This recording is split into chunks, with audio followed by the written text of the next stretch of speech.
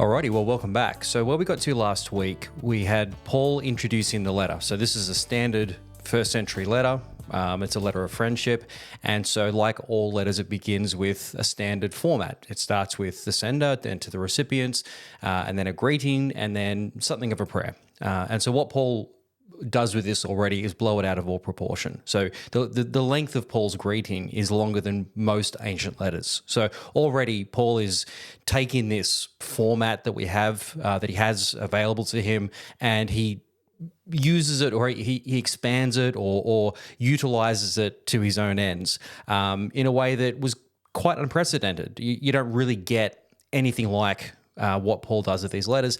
And another unique aspect of his letters is that they're written to groups. Now, it's not unprecedented, but it's also quite unusual to write a letter to an entire group rather than to an individual. And, letters were private affairs. Now, well, private, I say, they're sent to an individual, but at the same time, they get published. So it's a bit of a weird thing there. But what Paul is already doing here is quite different in that he's addressing them to whole groups, to the whole group of the Philippians, to the whole church of the Philippians, all of the saints in Philippi, which is quite an unusual thing to do.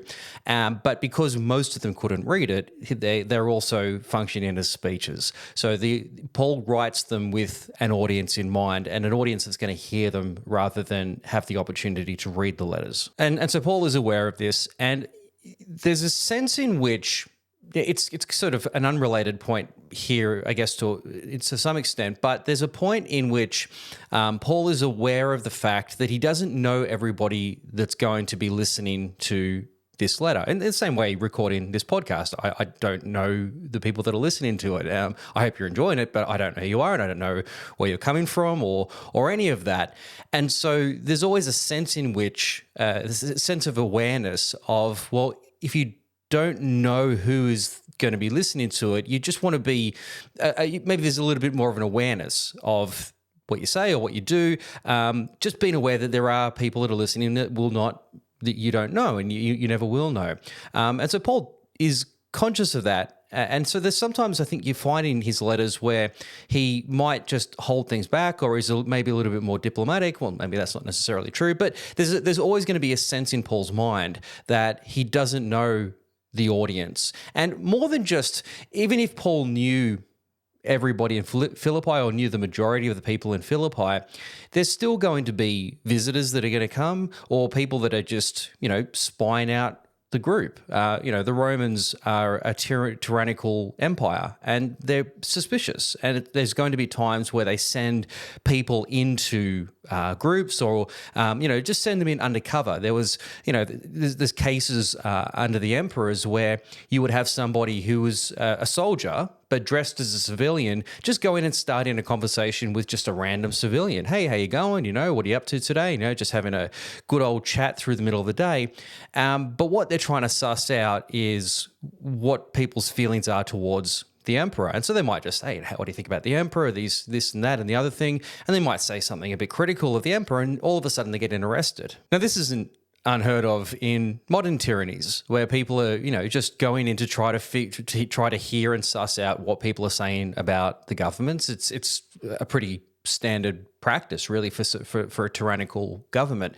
And so that was happening. And so in Paul's mind too, there's a reality, there is an awareness that could also be happening, that there could be people coming into these gatherings, and particularly when there's a gathering, the Romans were particularly suspicious about any sort of gathering. In fact, in most cases, any sort of group or association couldn't meet any more than once a month, because to do that might, if you're meeting regularly, you might be planning to overthrow the empire. In fact, one of the only groups that had an exemption from this rule was the Jewish community. They could meet in their synagogues every Saturday because they didn't pose as much of a threat as maybe some of these other more seditious groups might.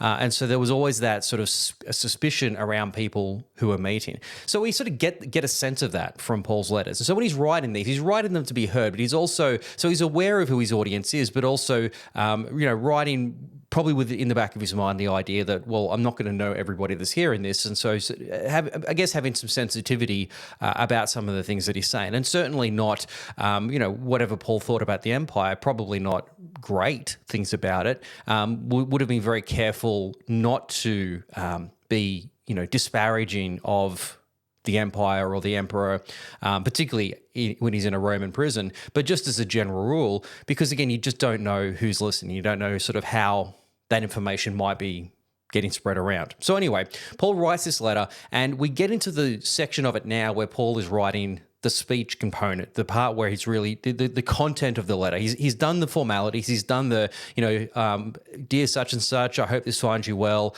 and here's the content. So he moves into that stage of it now, and what he begins with is what they initially reached out to him about. That is to say, when they first sent Paul a letter, the question was, how are you doing? How are your circumstances? Like, well, we heard you're in prison. Are you okay? And that was what the original letter was about. And that was sent with Epaphroditus, who then got sick. And so a follow-up letter was sent. But the original concern was what Paul deals with first, which is to deal with his circumstances, which is what you would do in any sort of letter of friendship. You would begin with updating about your circumstances. Hey, just, this is what I'm doing. This is what's going on. Very standard sort of practice.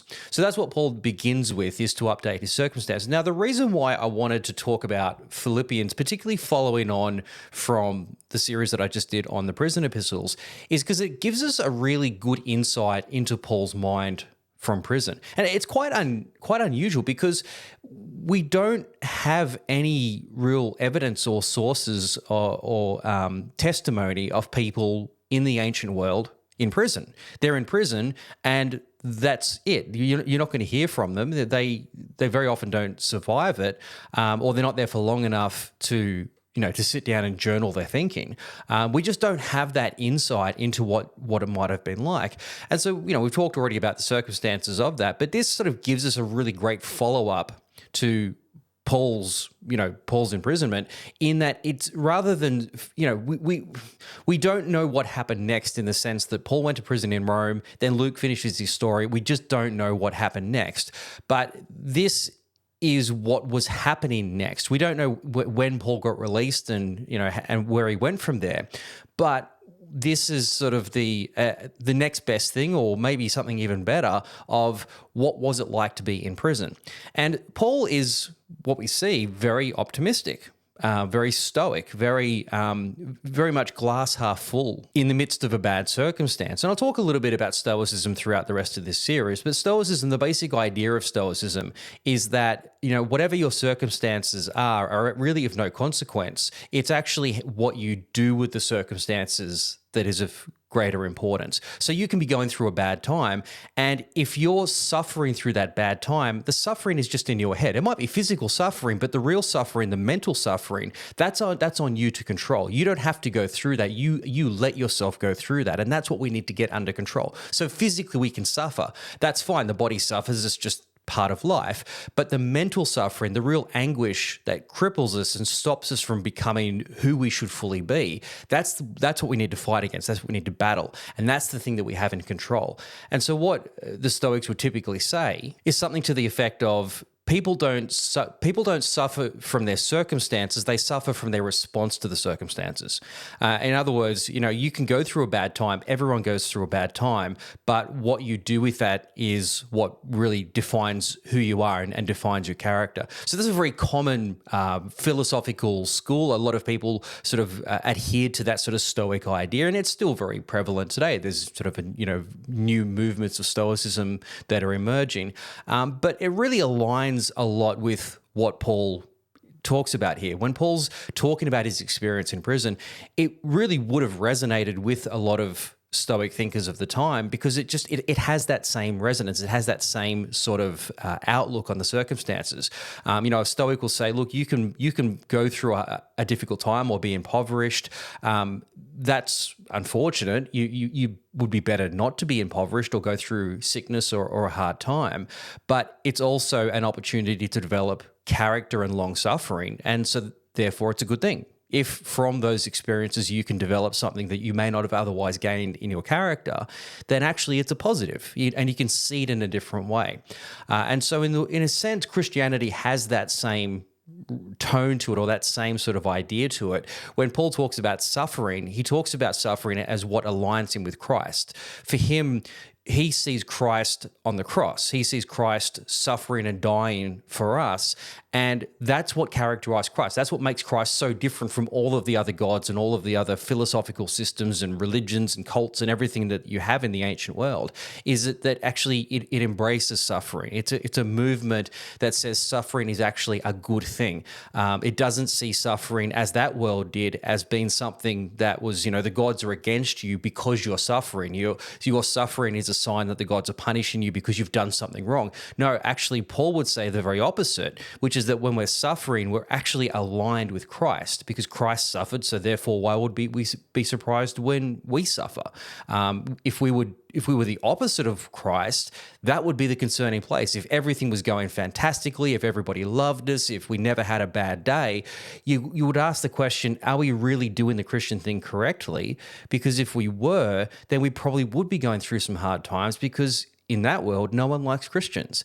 And so if you were being overtly Christian, you're probably going to suffer. And that would be an indication that, well, you're pretty close to Christ. And so it's so interesting, really, what Paul does with all of this in the way that he responds. It's such a uniquely Christian perspective, but again, it would have had that sort of resonance with that Stoic sort of idea that was popular, and particularly amongst the Romans, it was a very popular sort of philosophical system. Anyway, I'm digressing a little bit, but that sort of is a bit of a starting point to where we get into our text today. So we're going to pick it up in Philippians chapter 1, verse 12. And this is where Paul, again, he sort of launches into sort of a discussion or a description of what the circumstances are.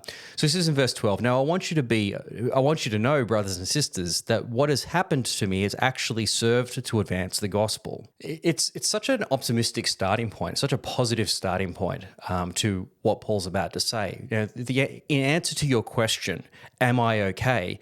Not only am I okay, this is great. The gospel is advancing because of this circumstance. And you go, that would be the very opposite of what you would expect. You're in prison. You literally cannot do the work that we are paying you for. If you want to just put it into purely economical terms, you've got to remember that the business partnership that Paul had with the Philippians was that they fund him, he does the missionary work. They don't do the missionary work. He's the one that's called to that, but they can support him in doing that. And so at a purely pragmatic economic level, the question would be, what are we paying for here, Paul? Now, of course, they probably wouldn't ask that, or certainly not with any sort of attitude, but there might be some concern. Hey, Paul, we're paying you to be a missionary. We're supporting you in the missionary work. Is that even happening anymore? Like, is this money just is being wasted? Or, obviously they're realizing that it's going to go towards supporting. But you can hear what I'm saying. It's this sort of sense of, well, the circumstances have changed, and so does that change what we're doing here? Or at the very least,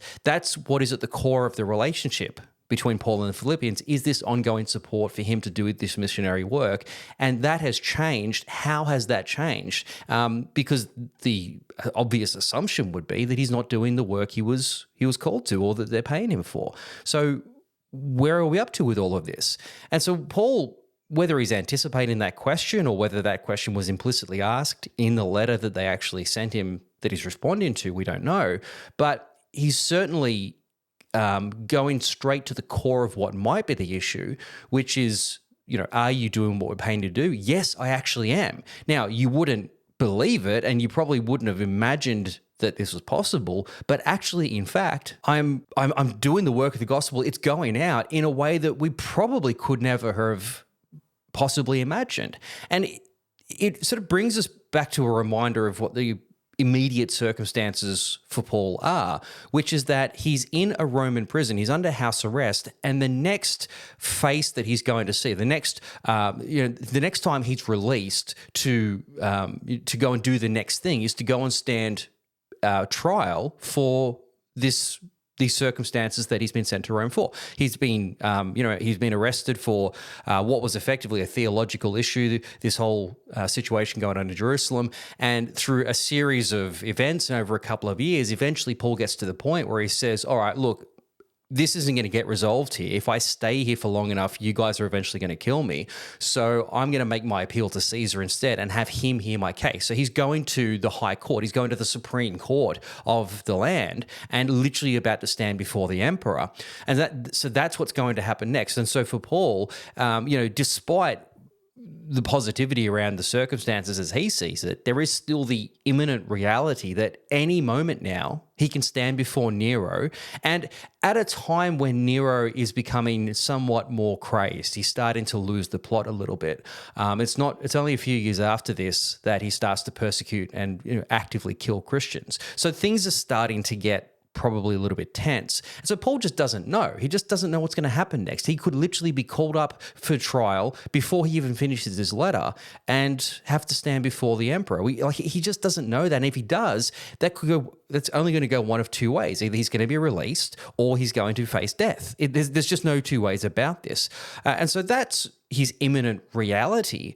And yet for Paul, he's seen this from a completely different perspective. What he's seen this from is the perspective of the next person I'm going to talk to is the emperor.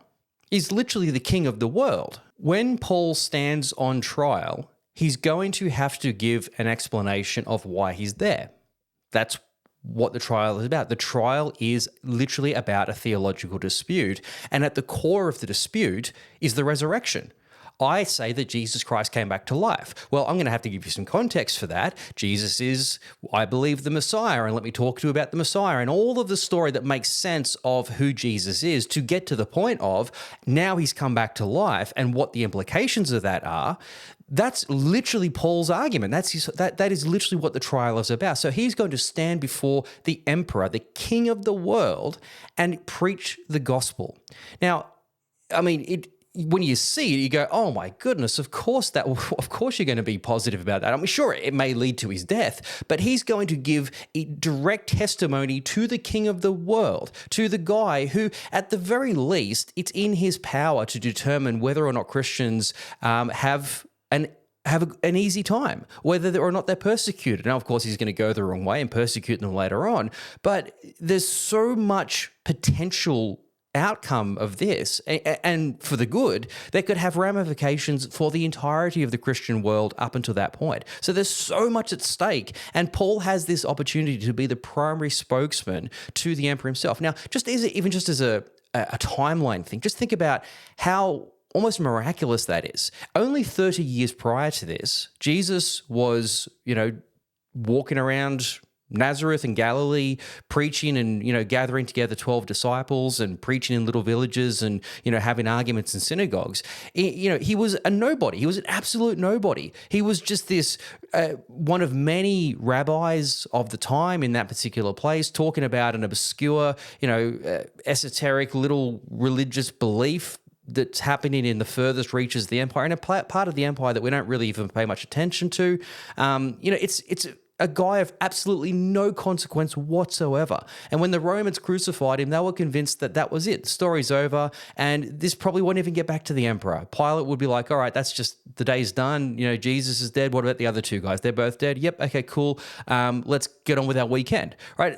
That's as much concern as there was. So it was a nothing movement. It was of absolutely no consequence, and it was nearly snuffed out only 30 years ago. And yet, by this point, it had spread to major cities around the Roman Empire. There were Christian communities starting to pop up in all the major cities around the empire. And now within a lifetime, literally within a generation of within the same generation of the guys who first heard the message from Jesus, now that message is going to be preached directly to the emperor himself, who has the power to determine the future of this whole movement. I mean, this is just an absolutely extraordinary opportunity that Paul has. And so absolutely the gospel is advancing. This is really just an incredible circumstance we find ourselves in. We couldn't have planned for this if we tried. Like in hindsight, probably the only way that the emperor was ever going to have one of us preach to him the gospel was in these circumstances, because there is no way that he would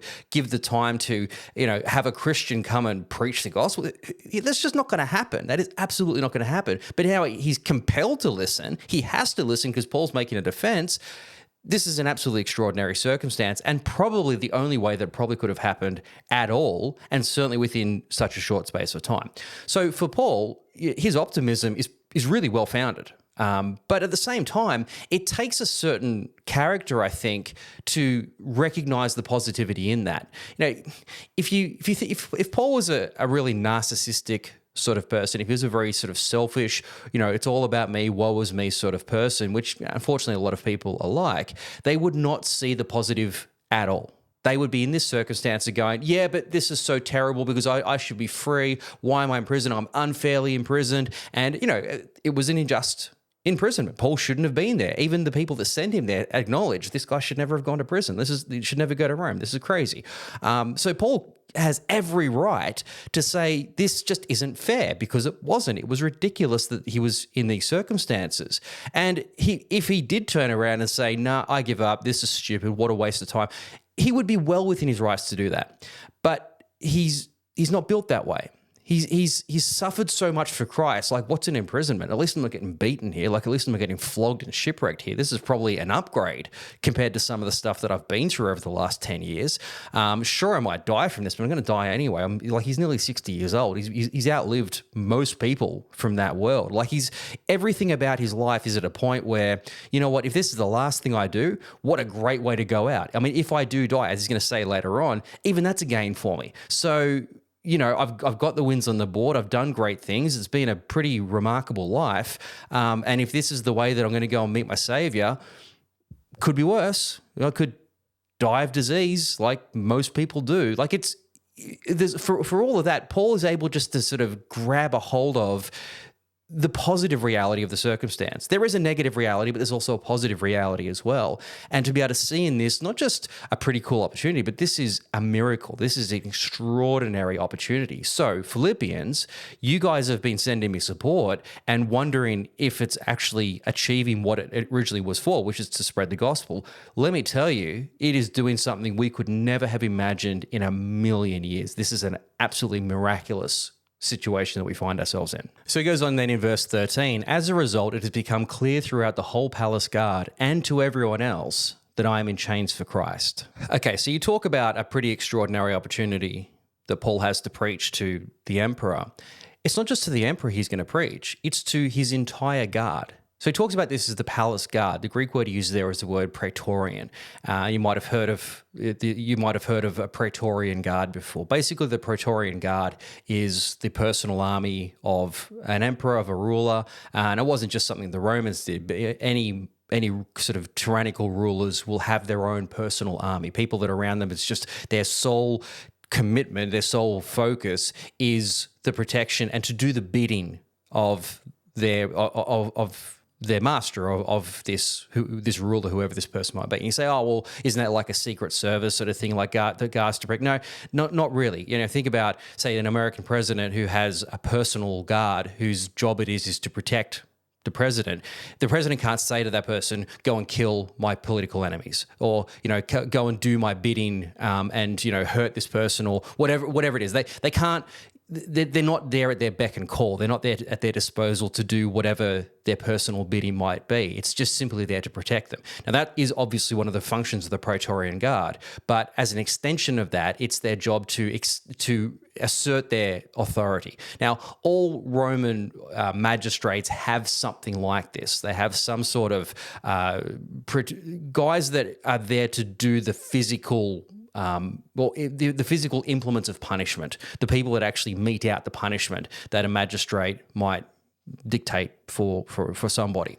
And so that's what the Praetorian Guard ultimately is. Now, this is a new thing that had developed in the empire. Prior to that, you have senators and you have 2 consuls that are elected every year, and they have their own personal guard. They have their own lictors that were able to, and their job was to, like like the bodyguard to look after them and also sometimes to implement punishment.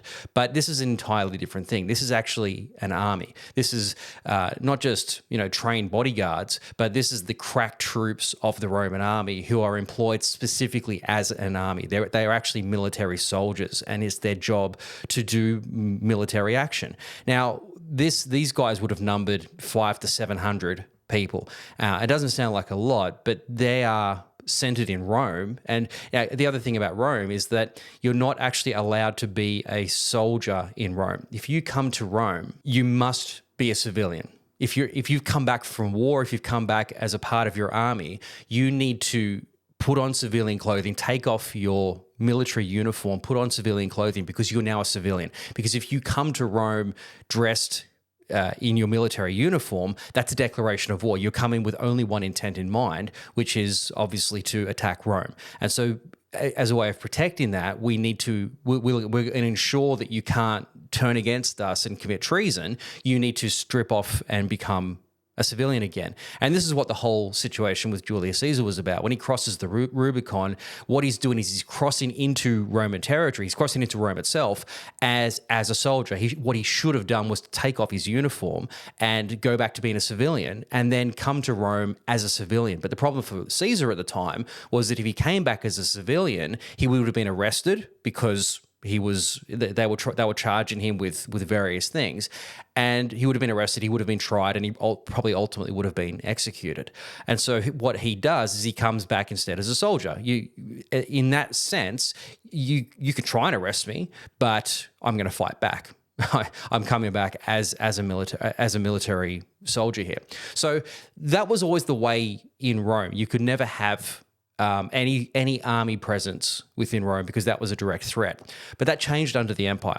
The way that the emperor ultimately kept his position as the emperor was that, well, who's going to attack him? Who's going to stop him? He's got a personal army of the best troops at his disposal in Rome, and nobody else has an army. There's no one else in Rome that can fight against that. And so there's nothing you can do about it. And so ultimately what it means is the Praetorian Guard is the one that keeps the emperor in power. There's no formal position of the emperor. They didn't rewrite the constitution and say, we shall now have an emperor and we'll be an empire and forget the republic. No, it was more of a, Augustus accumulating all this power for himself, but ultimately forming for himself his own personal bodyguard, which is like, look, you may not like what I'm doing, but there's nothing you can do about it. And that's pretty much how he holds power. So that becomes a permanent feature of Rome. And what that means then is that when Paul's in Rome under this house arrest, he is being protected, or he's being guarded by the Praetorian Guard, by the people whose job it is to do the will of the emperor, because Paul's about to go and see the emperor. Now, as a little side note, when you think about Ephesians, when Paul's writing Ephesians from prison, he talks about the armor of God, and he describes a Roman soldier, which was a common thing. Everybody knew what a Roman soldier would have looked like, but it's an appropriate metaphor for Paul to use because he was literally chained to one. He literally had one with him all the time. And so all he had to do when he's writing that metaphor is just look over his shoulder and go, that works, and then just describe what he's seen in this soldier. Anyway, that's just an aside. But what that means then for Paul in this present circumstance is that every minute of every day he is being protected by the emperor's personal army. And that means that they are on a constant rotation. There's always new people that are being attached to him, that are guarding him. And I can almost imagine, Paul being the way that he is, that it was almost probably like you draw the short straw to go on guard duty for Paul, because you know that the minute you are guarding him, he's going to be talking your ear off about the gospel, or he's going to have his mates over and he's going to be having theological discussions, and you're just going to be copying this all day long. I can only imagine that for these Romans, they're probably just like, oh my goodness, I have to go deal with that guy again. Look, he's a peaceful guy and I'm sure he's a lovely guy, but oh my goodness, does he drive us crazy? But for Paul, he's got a captive audience. He's literally chained to somebody whose job it is to watch over him. It's like, what are we going to talk about? Well, let's talk about Jesus again. It's like, man, this guy again. So that's in and of itself is an opportunity, because that Praetorian Guard is 1 degree of separation away from the emperor.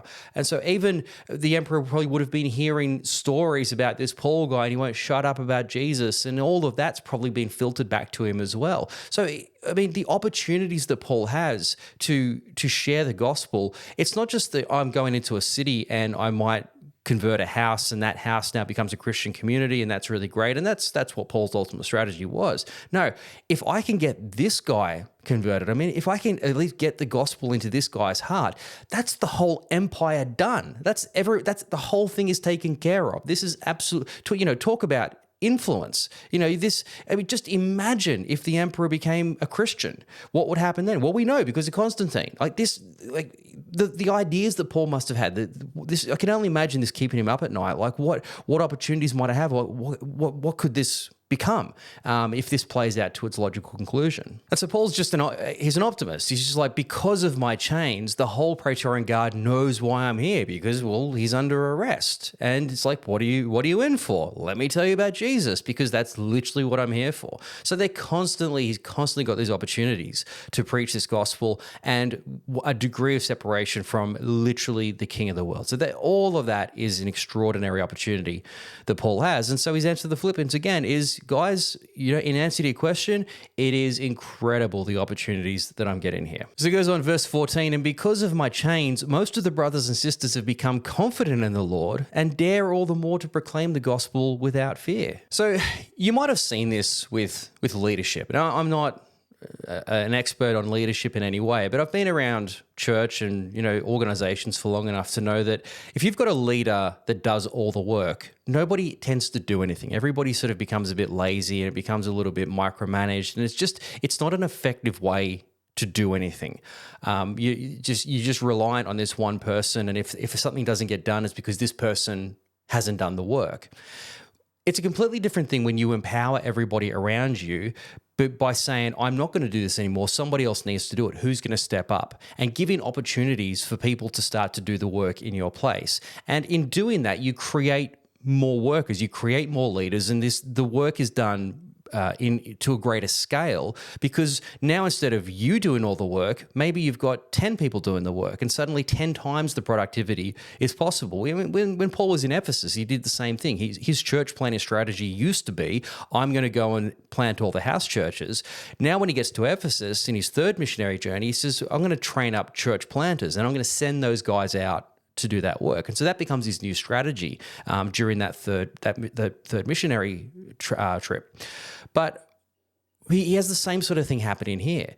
Paul's out there doing the preaching. He's out there going from city to city, so we don't need to do it. Somebody's already out there doing it. We can just take a day off, right? Paul's the one doing all the missionary work. But now he can't. Now Paul is in prison. He can't actually do that work. And so that creates a vacuum. Someone is going to need to step in and do that work. But even more than that, whatever fear that they would very reasonably have about preaching the gospel, particularly in Rome. And this is the thing to keep in mind. You're in Rome itself. The Romans are always suspicious about you, but especially in Rome, because the person who's living up the road is literally the emperor. The king of the world literally lives in your city.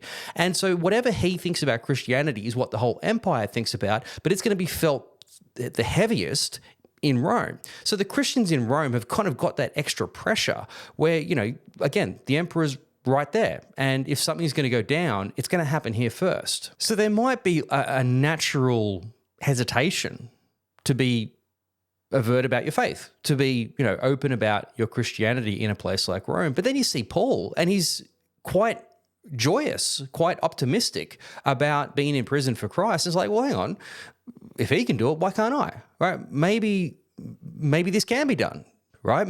Maybe it's not as bad as what we're thinking. Whatever the change in thinking was, Paul says people are starting to step up in my absence. Not only because somebody needs to step in and actually do the church planting. Like, I can't do that anymore, so someone else is going to have to do that. So that's creating more opportunities and more workers. But even here in Rome, people are getting a bit fired up. They're like, yeah, all right, maybe I could do what Paul's doing. At the very least, he's given them more of a backbone. And so Paul's response to the Philippians isn't just, well, the emperor of the world is literally about to hear the gospel, as are his personal bodyguard. But even then, more people are doing the work that I used to be doing. So now it's not just that you used to support me personally, to do my work, but now my work has been done by maybe 10 people. And so whatever money you're sending me has been multiplied in value because all these other people are stepping up in my absence and being encouraged to preach more because of what they see happening to me. So this is actually having a multiplying effect of of the support that you're sending me. This is just, I mean, every level of extraordinary. How incredible this is that of what is happening now because of my present circumstances. So to the original question, how are you doing, Paul? I'm doing really well. Like, the worst that can happen to me is that I die. Well, that's right. I'll go and be with my Creator, and I've done great things for him and in my life. So I'm going up there as a winner.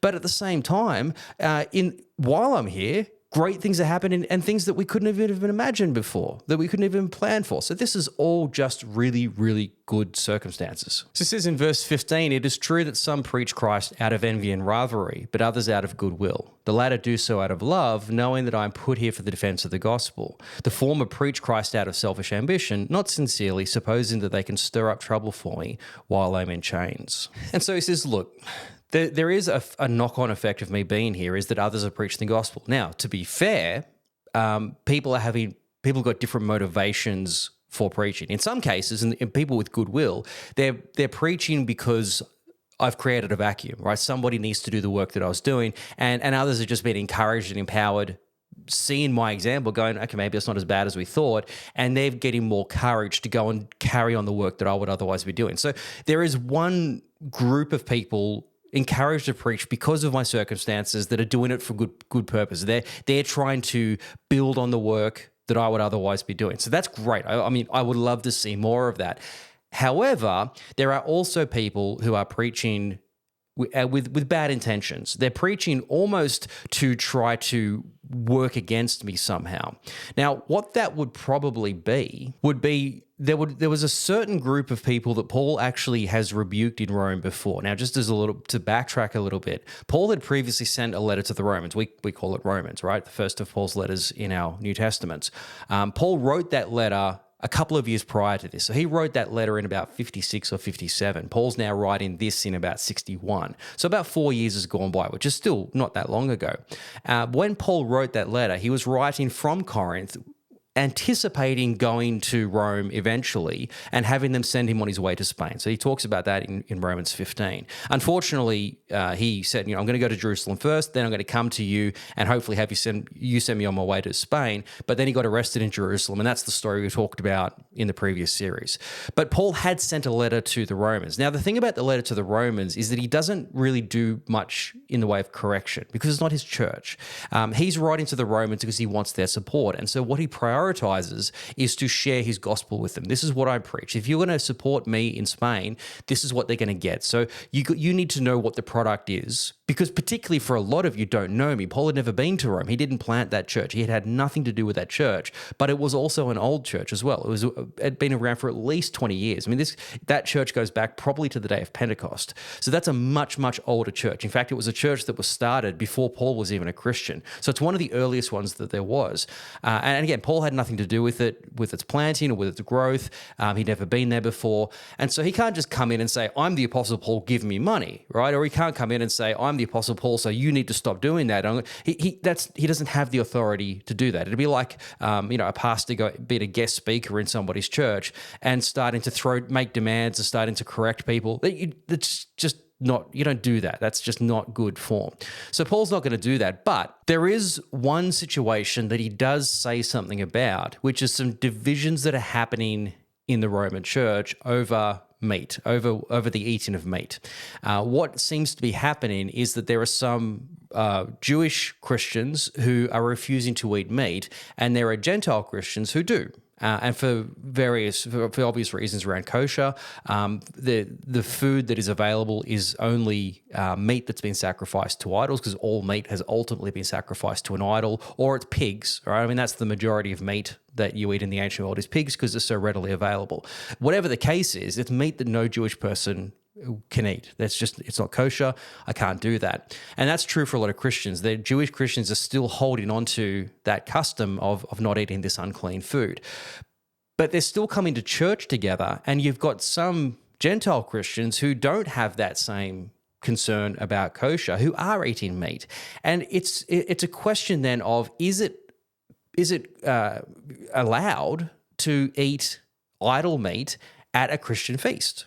Right, do it. Whatever you do it in privacy of your own home, whatever, that's fine. You guys have your own way. But when we're all together, can we still do this? Is it appropriate for you to be eating this food? At the very least, for a Jewish person who only eats kosher to even sit at the table of somebody who's eating that sort of food is just it's just not good. Like, you don't do that. You don't want to be in the presence of that sort of thing, because even to touch that meat is going to make you unclean. So that's something you just try to avoid. Well, anyway, that's a problem that's been going on in Rome. And so Paul writes to address that, because not so much from the point of view of saying, oh, I'm Pastor Paul, so you need to do what I tell you to do. He's not trying to correct the Romans per se, but it's more of a situation of when you guys are arguing about this stuff and you're creating divisions, you're creating tension within this community, people see it.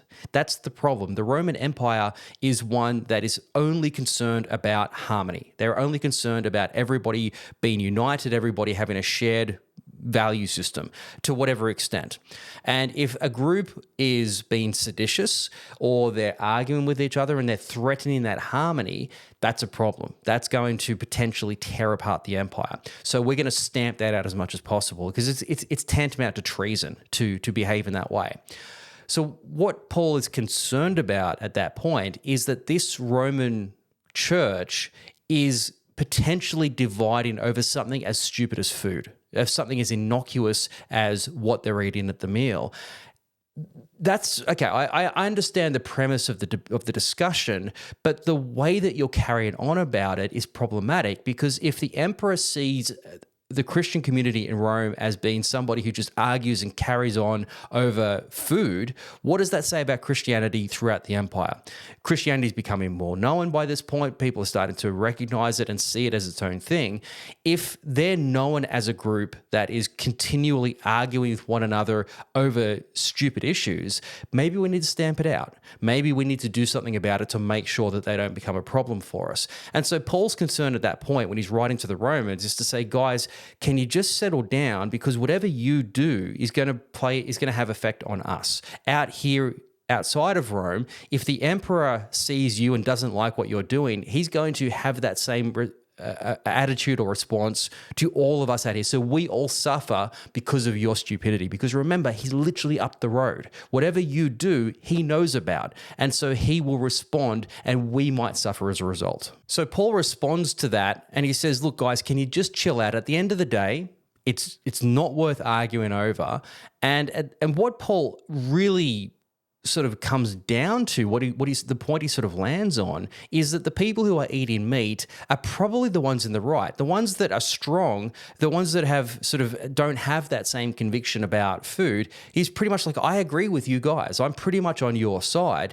These other guys, look, but you've still got to respect the ones who don't have that same point of view. So effectively, in the way that he went about it, he was kind of endorsing eating any sort of food, which would have put him offside with some of these Jewish Christians. Now, this is a long way to a very simple point, but it would have put him offside with a small group of Christians within the Roman church that would have probably taken offense to that. You know, this is a guy who is a little bit compromised in his faith, or however they might have responded about that. Well, they're still there in Rome. Paul's in Rome. Those guys are still there. Now that Paul's in prison, they might be just going, haha, well, you're getting what you deserve. You know, you're this compromised Christian, or, you know, the way that we get, because we're stupid, you know, we sort of see somebody suffering and we just go, oh, well, that's you probably deserved it. Oh, you're a terrible person. This is what you get coming to you. And so they're probably, they've got this sort of attitude or response to Paul, which is that, well, now that you're in prison, we're going to go and undermine your work, right? We're going to go and preach a gospel where you can't eat meat, and we're going to go and basically prove you wrong to everyone who we preach to, and preach a gospel that isn't in alignment with yours, just to show you, just to really rub it into your terrible circumstances. And Paul's like, so let me get this straight. The way that you're going to punish me, the way that you're going to, really stick it to me is by preaching Jesus.